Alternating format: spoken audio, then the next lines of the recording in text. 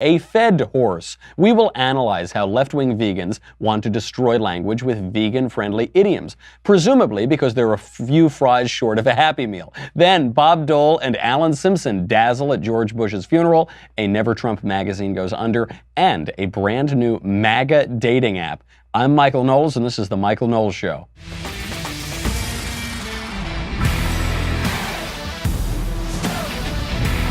I wonder how many more idioms we can break out there. You can lead a horse to water, but you can only force feed a goose to give you foie gras. I don't know. There are very many, and PETA is going after it. PETA and some left-wing academics. We will analyze why the left is always trying to control our words and to control our culture. But first, do you know what time it is? It's time for you to do all of your holiday shopping. And how are you going to know the time? Using Movement. You know how much I love Movement. With the holiday season coming, gifting is easy with Movement's versatile line of watches, glasses, and accessories. I have never gotten more compliments on any watch than I do on my Movement watch. This is the Revolver Atlas. It is super cool. If you're looking to get me a gift for Christmas, get me the new Arc line. It's Movement's new automatic mechanical watch. It's beautiful, beautiful technology, beautiful mechanism inside, and it looks really sleek, as do all of their products. They're all about looking good while keeping it simple. It's a ground-up entrepreneur story.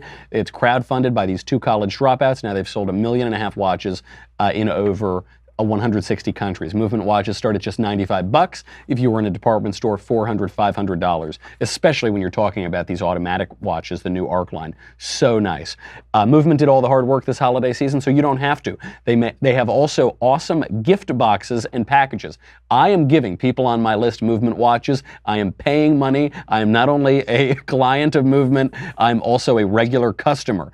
They've curated all of their favorite styles into special gift boxes for you, so you can absolutely crush it this holiday season without the added stress. 15% off today, free shipping and free returns. Go to mvmt.com/covfefe, C-O-V-F-E-F-E. Movement's launching new styles on their site all the time. Movement.com/covfefe, mvmt.com/covfefe. Join the movement. Join the movement. How long before we're going to have to start changing all of these words too?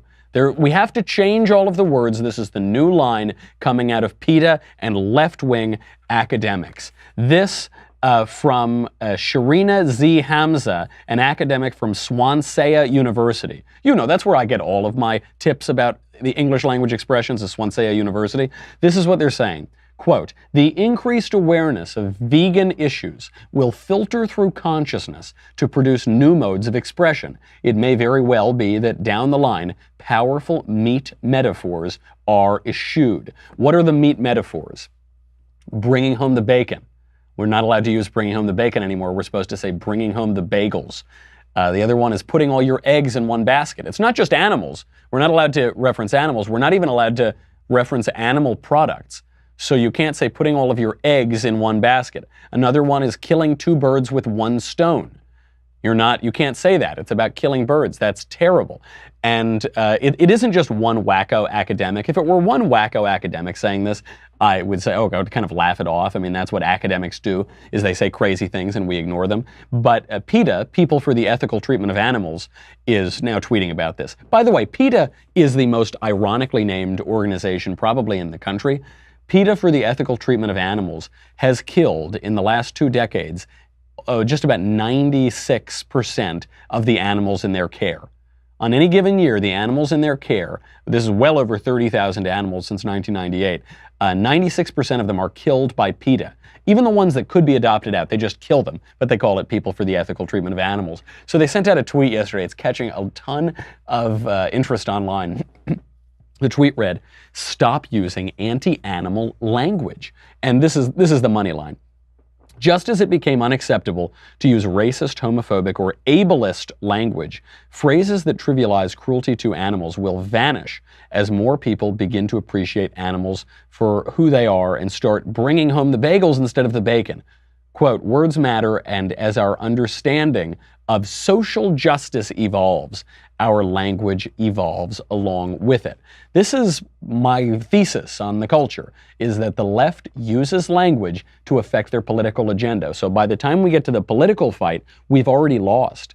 because they've already changed the language through the culture. This is what political correctness is. They use terms like social justice. What is social justice? What they're using social justice as a stand-in for is morality. They're saying that we now, in our enlightened moral standards, realize that it's wrong to kill animals. It's wrong to eat animals. It's wrong to wear animal skins and use leather and whatever. How is that? Where is that? Where do we find that in any sane moral standard?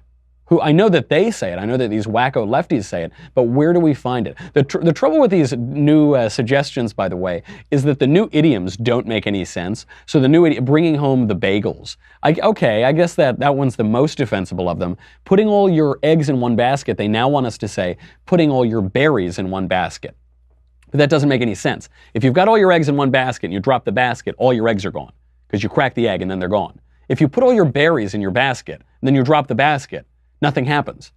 They're berries. Berries are pretty durable. You drop them, you pick them up, you can eat them, dust them off, that's fine. Same thing with beating a dead horse.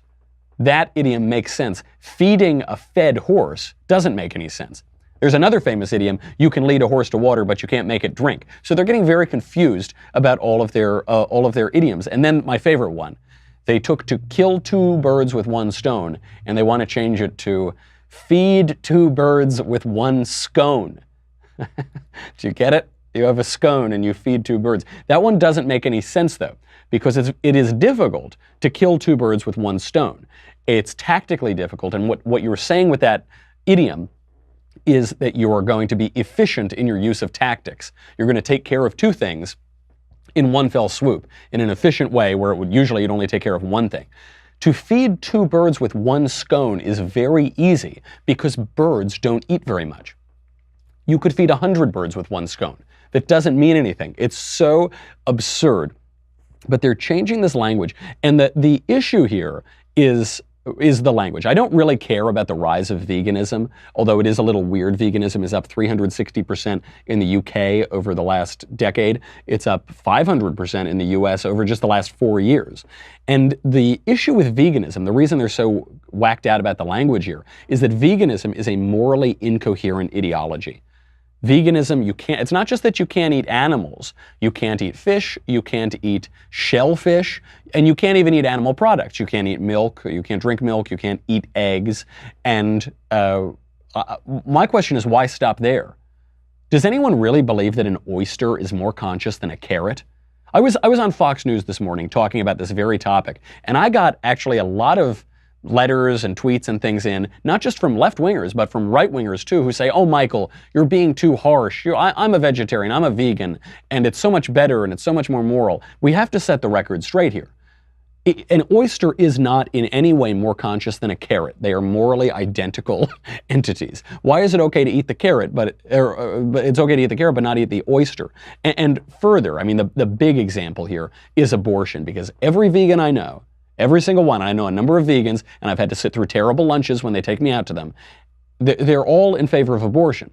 So they weep for the oyster, they weep for the Delta smelt, but an unborn human baby, it doesn't matter, wipe it out, kill it. That is a morally incoherent idea, and what it does is it inverts the natural order. So we have a natural order of things. The animals are here, we have dominion over them, and they are here for our enjoyment. So this is why we don't want to torture animals, we don't want to be cruel to animals. But the reason that we shouldn't torture animals or be cruel to animals is not because the animals have some rights, some consciousness, some spiritual life, some soul, or anything like that. The reason that we shouldn't be cruel to animals is because it deadens our compassion. It deadens our humanity to be needlessly cruel to some innocent little animal.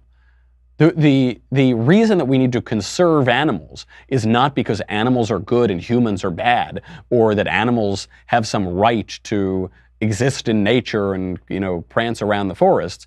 It's so that we can enjoy them. The reason to conserve the deer is so that we can go kill more deer or, hunt them and have a good time. There was a wolf that was killed in, I think it was Yellowstone, and this was a major Twitter moment. This made headlines all around, and they said a beloved wolf was killed by a trophy hunter.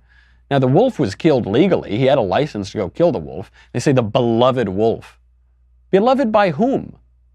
Who is crying over the wolf? They did this when a guy bought a very expensive permit, that dentist, to go kill Cecil the lion in Africa. And they said he was a beloved lion. Beloved by whom? He's not a beloved lion, he's a lion. And actually, the reason that they sell permits to these trophy hunters is because they cost a lot of money, and then all of that money is put toward conservation efforts. Beloved by whom? They're just crafting this narrative to tug on your heartstrings. Also, last time I checked, Cecil is not a particularly African name. They're trying to make it sound like it's the Lion King or something, this beautiful natural environment. No, not quite. I guess the dentist killed the wrong lion or something, but come on, give me a break. So, this inversion is very, very strange, and it's true of the entire environmentalist left. They think that we are here to serve animals, which is true only in the sense that we serve them on our dinner plates. We are here to conserve them and then serve them to each other because they taste very good. But we are not here to give them honor or to give them fealty or anything like that. They are here for us, and we love them because they provide a lot of nice things for us, like a good veal piccata on a good Saturday night. But that's it. That's where the line is. And they've exactly flipped that order. The left does this all the time. They're constantly flipping and inverting major issues. You know, I love Orrin Hatch, a Republican senator. He celebrated PETA's tweet in precisely the right way. Here's Orrin Hatch.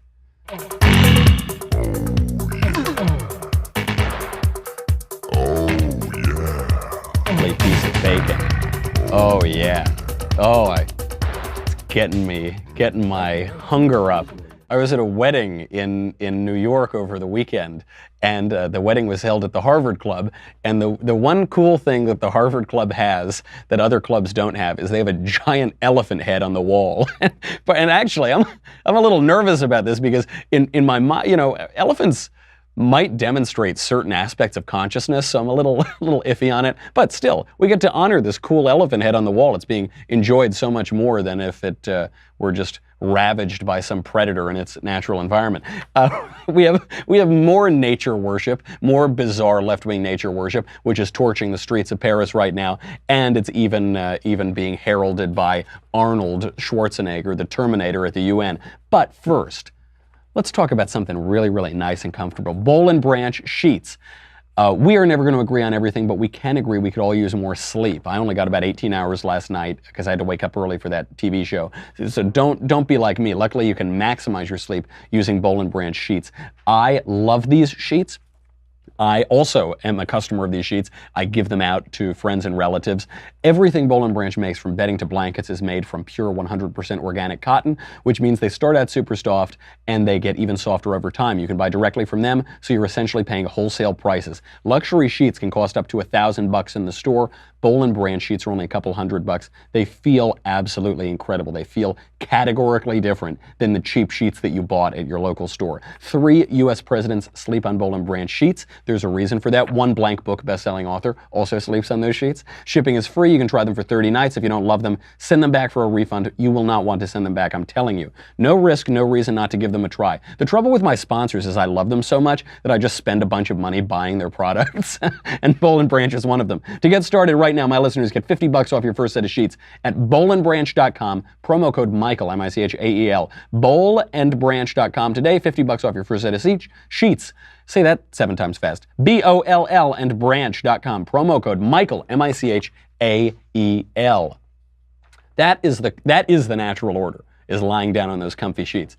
The inverting the natural order is this bizarre nature worship, and we're seeing this now from Arnold Schwarzenegger. He was at a UN climate conference in Poland, and he said that if he could, he would time travel back in time to terminate fossil fuels, which is that is the most privileged, elitist, decadent thing I've ever heard. Because it's true, Arnold Schwarzenegger, living in a zillion-dollar mansion, he doesn't think about what oil and fossil fuels do.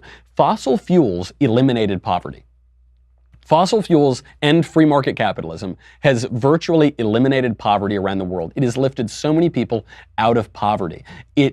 Fossil fuels is the magic. That is the magic thing that allows for industry. It allows for people to be mobile, to travel enormous distances virtually immediately. It allows for people to heat their homes, to cook their food. It is so essential to raising people from dire extreme poverty into a good standard of living. But people who are zillionaires, elitists like Al Gore or Arnold Schwarzenegger, they write all of that off. And imagine this, he says, quote, "The biggest evil is fossil fuels. It's coal, it's gasoline, it's natural gas." That is the point. That is what they're all saying, that pollution, carbon dioxide, fossil fuels are evil. And the reason that they have to make fossil fuels evil, and they have to pretend that, is because they want to feel morally virtuous, but they're not virtuous people. So they say this is the greatest evil. Does anyone really believe the greatest evil is gasoline? If that's the greatest evil, stop using gasoline. I assume you use gasoline. I assume you get on airplanes. I assume you drive your car. I assume you take trains and turn your lights on. And I assume you use fossil fuels. If you really think it's the greatest evil, stop it. But of course it's not the greatest evil. The imagination of man's heart is evil from the beginning. We know that there is a natural, original sin in us. I don't know. What are some things that are more evil than gasoline? Murder, for one, rape, fraud, adultery, infanticide, that's another one. I guess that's under murder. What else? Theft, burglary, aggravated assault. Many things are more evil than gasoline. Gasoline isn't evil at all. But what I know it. I talk to people in Hollywood, and it becomes this bizarre obsession for Hollywood types who are usually hollowed out on the inside. These are people who do bad things all the time. Their lives are a wreck. I mean, the secret is, especially for actors, even A-list actors, very successful actors, most of them are miserable. And they're miserable because they're not working very much. Even if you're working all the time, you're still not working that much in the arts in Hollywood. And so you've got all of this free time. It's virtually impossible to sustain a marriage in show business, in industries that Arnold Schwarzenegger's been in. It's virtually impossible to act in a moral, productive, good, virtuous way. It just does not happen a lot. And so people feel this brokenness and they feel this need to be virtuous, but they don't want to actually practice virtue. So they practice a pantomime of virtue, which is what environmentalism is. Environmentalism is a separate religious system. It's a parallel religious system to our traditional religions like Christianity or Judaism. And it has indulgences. You can buy indulgences in the form of carbon tax credits. It has sin, original sin, which is pollution. It has atonement in the form of recycling, or in the form of reducing your use of fossil fuels. It has proselytizers like Arnold Schwarzenegger and Al Gore. And it offers them a sense of getting off the hook for their real moral failings by pretending to act virtuously and to reject false moral failings like using gasoline. It's really sad to watch it, but the more that people stop paying attention to their metaphysical selves, to their souls, they're going to pay attention to these physical pantomimes of virtue, and that is the environmental movement. Now, if you want to look at actual virtue, if you want to look at real men practicing virtue, look no further than the funeral for George W. Bush, God forbid, not for a long time, George H.W. Bush, Bush Sr. He's being laid to rest. There was a big, beautiful funeral in the National Cathedral today. President Trump attended, and there was a great moment yesterday when Bob Dole, a United States Senator, 1996 GOP nominee for president, was wheeled up there. And I'll just show you the video. I'll narrate it as it goes along. Bob Dole goes right up. He's alone in front of the casket, the American flag draped over it, and his guard physically lifts Bob Dole out of his wheelchair. He's so frail, and he stares at the coffin. He raises his left arm, and he salutes President Bush.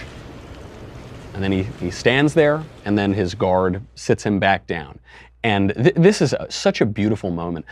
You might be asking, first of all, why did Bob Dole salute with his left hand? He saluted with his left hand because Bob Dole served in World War II with the 10th Mountain Division, and he got gunned up by a German machine gun in Italy, in the Apennine Mountains, and it got his back, and it took down much of his right arm. Just a riddle of bullets down it. So he had very, very limited use of his right arm. He was really severely injured. And he came back. They said at the time, they quote, they gave him the largest dose of morphine they dared, and they wrote M for morphine on his forehead in his own blood so that nobody else who found him would give him a second dose of morphine, which would have killed him. This is Bob Dole.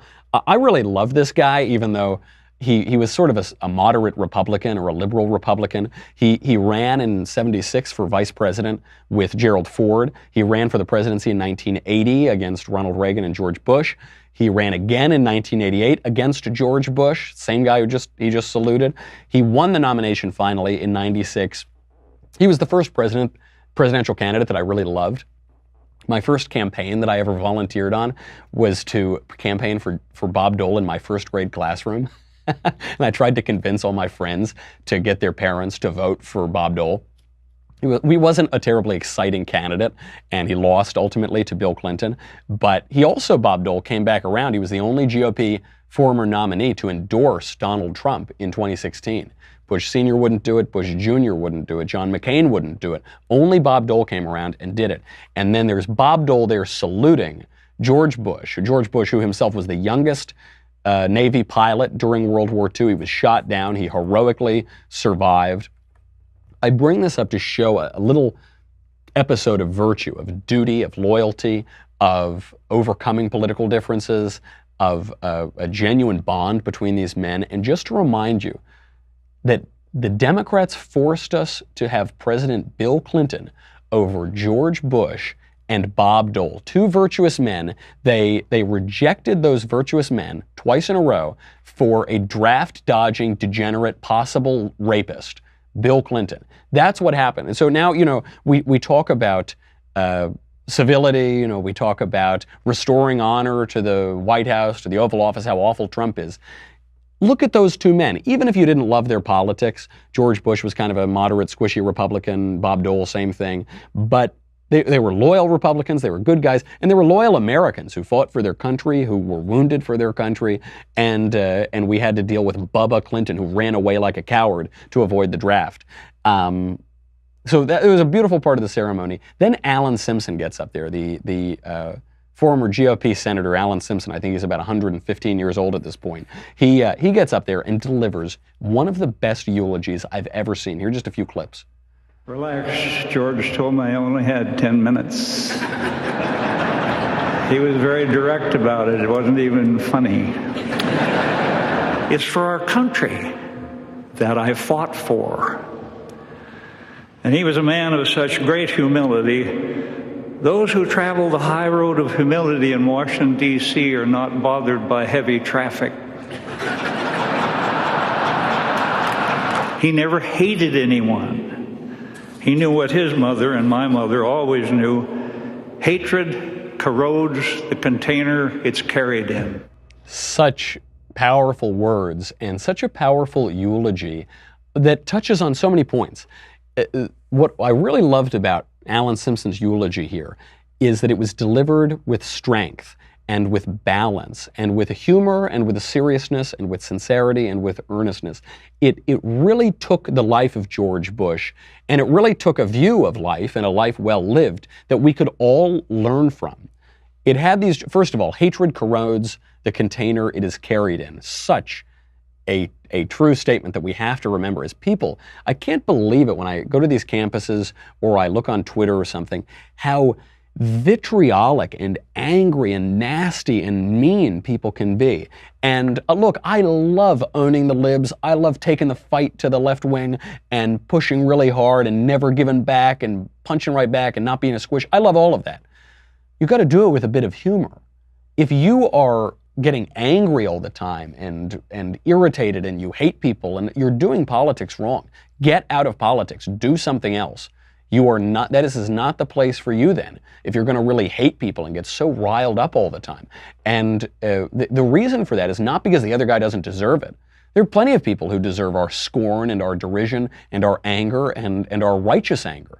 The reason not to become filled with hatred is because hatred hurts you. It corrodes you. It is not what goes into the mouth that defiles a man, but what comes out of the mouth. Sometimes you say things that can't be unsaid, and it's so vile and corrosive to what you are. And that's why Alan Simpson rejected it, and George Bush too. George Bush and plenty of others, something really we could learn from. But even the view of this, Alan Simpson, I guess, in 2012, George Bush, they had been friends for decades and decades. I think they'd been friends since the 60s. And George Bush thought he might be dying in 2012. And the Bush family asked Alan Simpson to give the eulogy. And that was when they said to him, all right, Alan, you only get 10 minutes, not more than 10 minutes, so keep it short. But apparently at that same time, Bush said, I want you to cry when you write the eulogy so that you don't cry while you say the eulogy. Very important advice. I see this in, I've given eulogies, I've given best man toasts. I think we've all given some version of these things that we have to say in public at events, either joyful events or bittersweet events or sad events.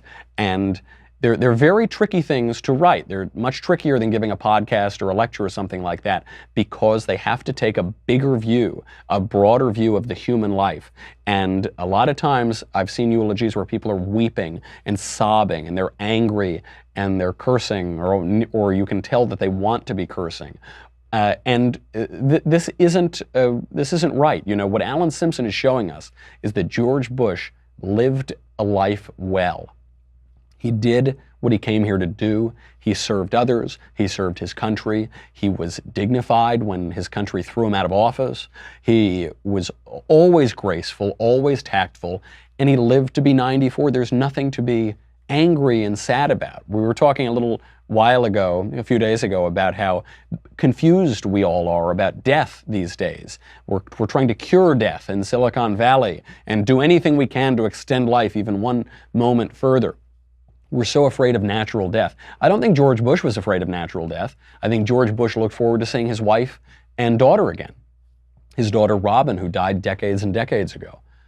I think he was looking forward to it. Not that he was despondent, not that he was despairing that he wanted to kill himself, but he was ready to go meet his maker, to his home in eternity, to have his just reward for a life well lived. And the trouble with a country that is increasingly atheistic is that it's a country that increasingly is full of despair. We see this reflected in drug addiction, and we see this reflected in suicides, both of which are surging beyond the imagination. That's what happens in a country without hope, with despair. But there is hope, and you can see it when you die, in a life well lived, in a life where you have hope in heaven and in your Savior. Then you get to go somewhere else. I remember during when those Dallas police officers were killed a few years ago, there was an attack on Dallas police officers. George Bush went there, and he was singing along. He was swaying to, I think it was the Battle Hymn of the Republic. Mine eyes have seen the glory of the coming of the Lord. His truth is marching on. And George Bush is kind of happy. And they said this was inappropriate that he was happy at a funeral. But he was happy because he believed it. He believed that the glory of the Lord was there, and the truth was there, and the truth goes marching on. And we should believe it too. It certainly seems George Bush did, and Alan Simpson did. Kept that balance of the human life, and we should always try to keep that balance in times of great celebration and in times of bittersweet, even sadness, while we say goodbye to somebody. Really well done. We could all learn a lot from those guys. Now, speaking of protecting your life and a life well lived, you got to talk about Brownells. Brownells is a big proponent, supporter of the Second Amendment, and they have been for nearly 80 years. This is when you want to protect your life and your liberty, you need to make sure that you exercise your rights and your right to bear arms that will allow you to do that. You're buying guns, ammo, accessories online. It is convenient. It is totally legal. And I know that if you're watching this show, you or your friends or family probably would love to open up a Brownells gift card for Christmas. There are a lot of new people coming in who are taking interest in firearms.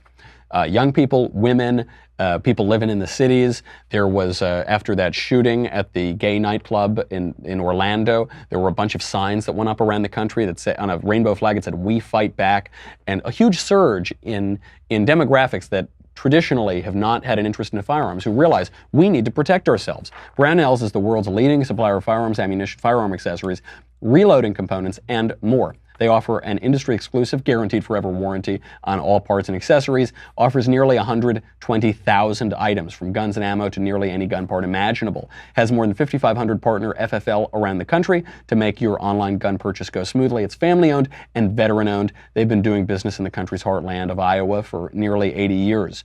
Do not forget about the gun guy or gun gal on your Christmas list, like me. Send me one of these gift cards. Wish me a Merry Christmas, please. Brownells gift cards make great stocking stuffers. Go to brownells.com and put some freedom in your loved one's Christmas, like me, like your beloved Michael. Send me a gift card. I want to buy more firearms and firearm accessories.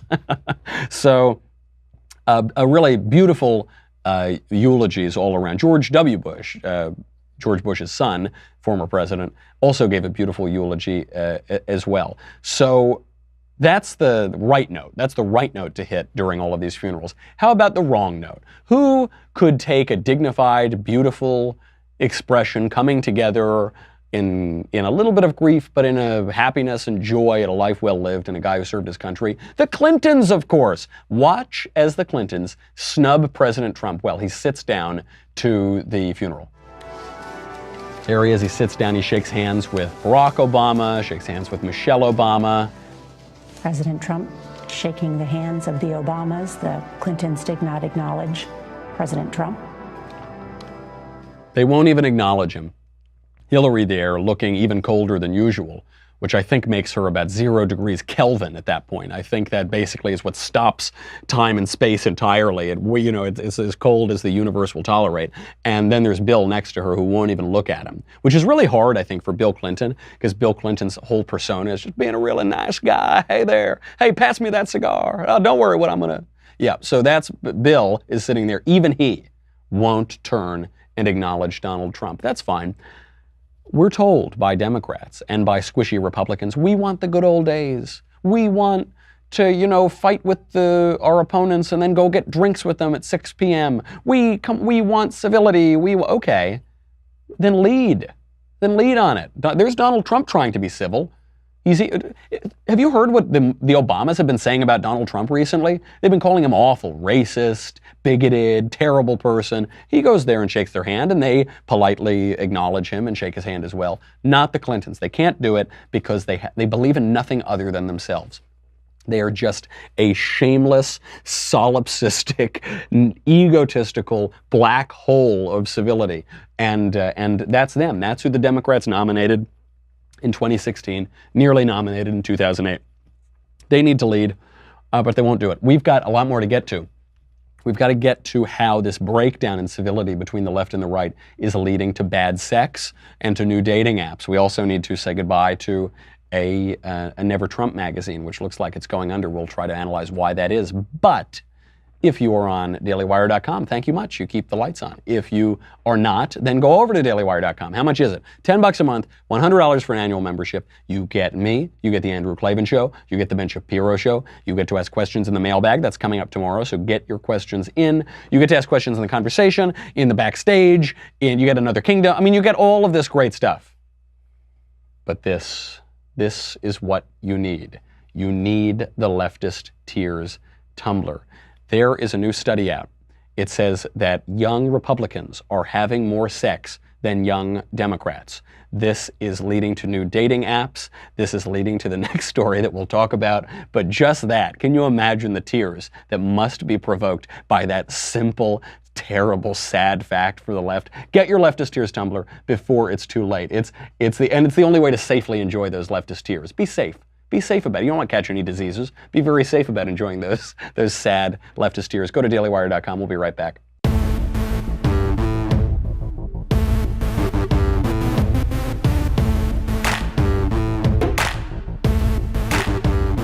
Before we get to why the left is having bad sex, we need to say adieu, probably, to a conservative magazine which has taken a very negative, anti-Never Trump stance. The Weekly Standard. The Weekly Standard, this is Bill Kristol's magazine. There was a major report came out today. It's been around for a long time. It's really one of the pillars of conservative commentary, and it looks like it is going out of business. This is all about Donald Trump. This is 100% about Donald Trump. The Weekly Standard went to war with Donald Trump, and Donald Trump won. I should preface this and say I like Bill Kristol personally. Bill Kristol was the guy who founded it and editor-at-large. I really like him personally. He was a professor of mine at a fellowship that I once did. He's helped me out on certain political campaigns. I think he's an intelligent guy. I listen to his podcast, Conversations with Bill Kristol. It's one of my favorite podcasts. He made a huge mistake on Donald Trump.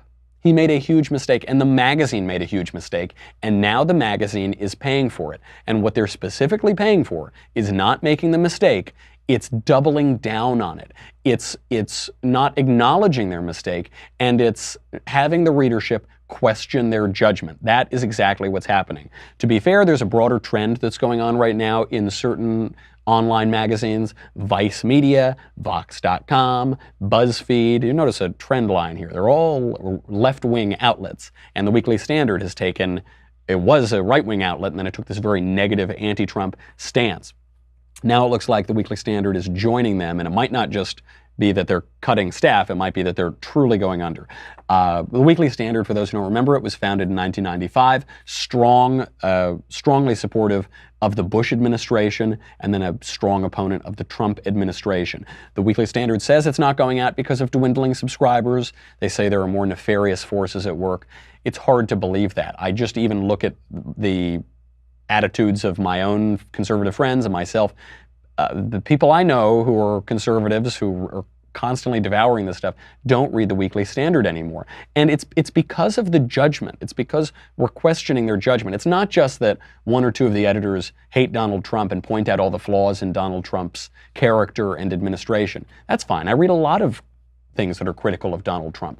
It's that they doubled down. They wouldn't give it to him when he did things right. They wouldn't admit that they predicted this guy would be a Democrat, a left-winger, an awful president. He wouldn't do any of the things he promised, and he has. He's fulfilled more of his promises than any president in the modern era. He's been more conservative than any president in the modern era. It's okay to get that wrong. What's not okay is not to admit that you got it wrong. And it took them in these crazy directions. Jonathan Last, writing in the Weekly Standard, implied that Brett Kavanaugh was, quote, a Supreme Court justice of questionable moral worth.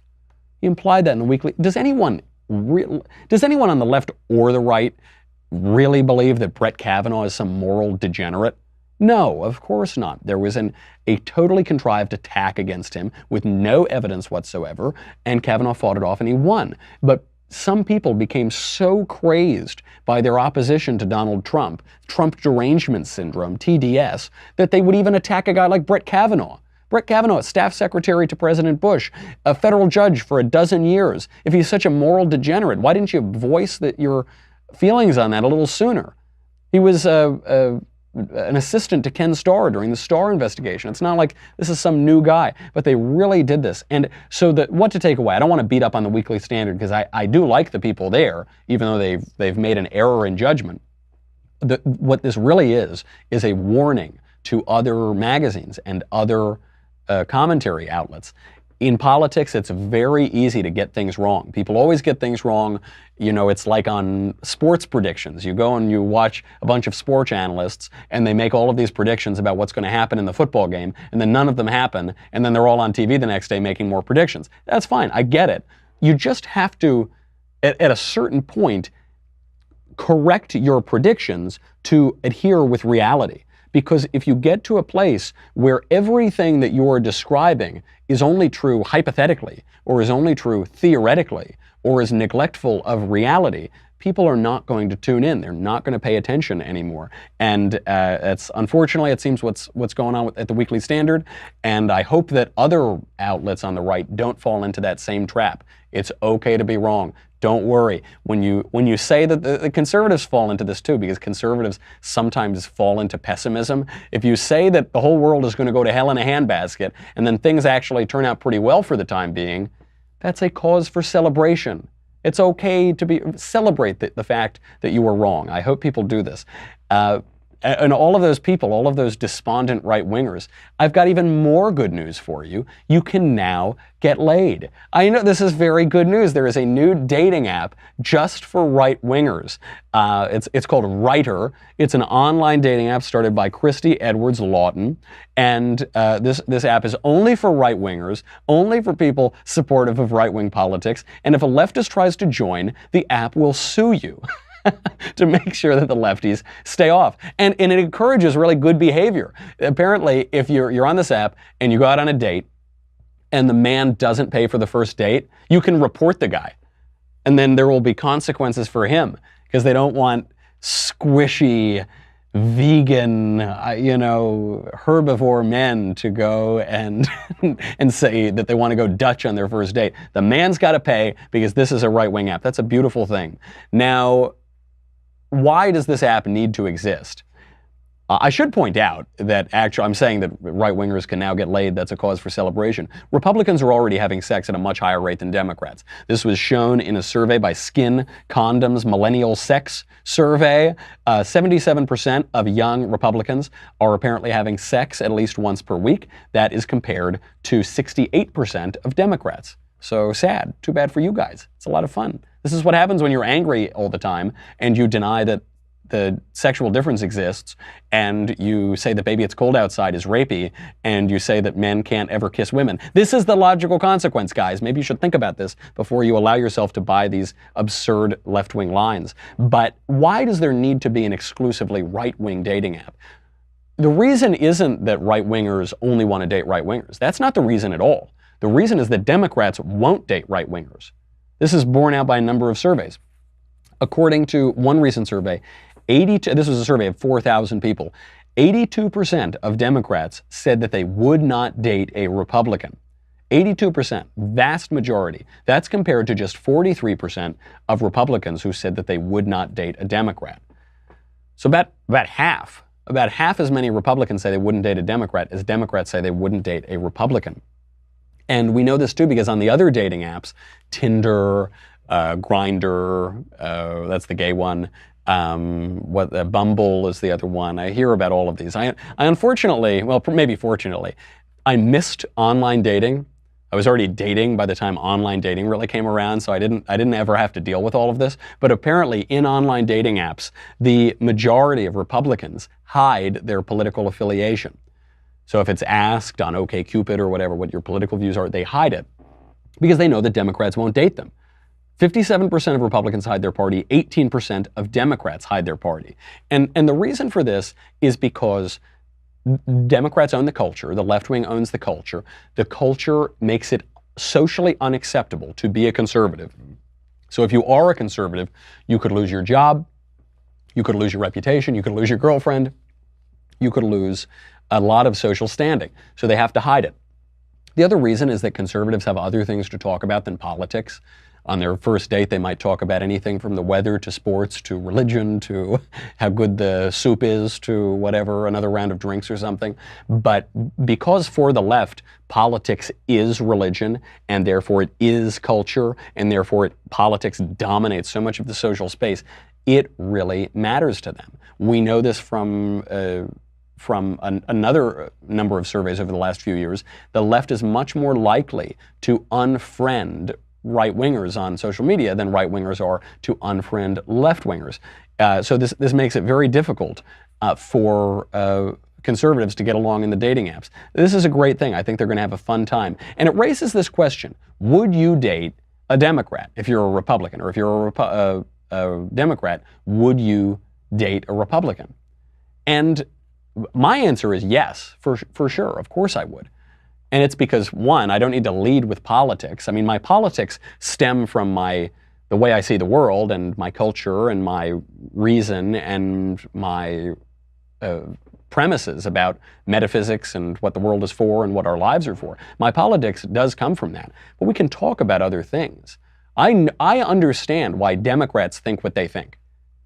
Broadly speaking, I don't want to sound like I'm being prideful or something. I think basically I understand why some left-wingers support abortion or support high taxes or want socialist health care. I think I basically get their arguments. But as John Haidt pointed out in his work a number of years ago, The left broadly doesn't understand conservatives, so they don't really understand where we're coming from. So if you say, if we were on a date and some Democrat says, well, I'm a Democrat, I might laugh. I might think, okay, that's cute. We'll talk for a few weeks and then we'll see if you're still a Democrat. Yeah, have another drink. Yeah, let's talk about the basis of your ideas. And it would be interesting. And by the way, if some girl doesn't change her ideas, that's fine. We can learn from each other. We can have diversity of thought. We know that conservatives appreciate diversity of thought much more, but the same is not true of the left. So unfortunately now we've got to totally segregate ourselves by politics. It's really shallow because it does make an idol of politics. I think the app is a good idea. I think it's a good idea because the left has made us do it. It's sort of like in war. If you say, well, I'm opposed to war, I'm not going to ever go to war, and then some other nation declares war on you, the other nation has a say too. You're not the only one who gets to decide if you're at war. The other nation has a say too. And so Republicans and conservatives can say, well, I want to date people on the other side of the aisle. But if the other side of the aisle says they won't date you, then they have a say in that too. It's not just about what you want, it's about what they want. So it seems like a good app, but it seems like a bad sign for our culture. And maybe in the spirit of the season, of unity, of coming together, go out and date a Democrat. Go see if you can. Spread a little romantic joy this holiday season. Let me know how it works out. If not, you've always got Writer there to go, and you can swipe right some more. All right, that's our show. We got a lot more to get to, but too late, too bad. Put your mailbag questions in the mailbag so that we can answer them tomorrow. In the meantime, I'm Michael Knowles. This is The Michael Knowles Show. I'll see you tomorrow.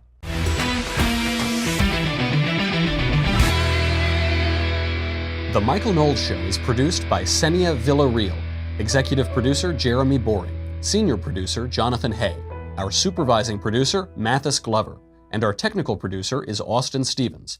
Edited by Jim Nickel. Audio is mixed by Mike Coromina. Hair and makeup is by Jesua Olvera.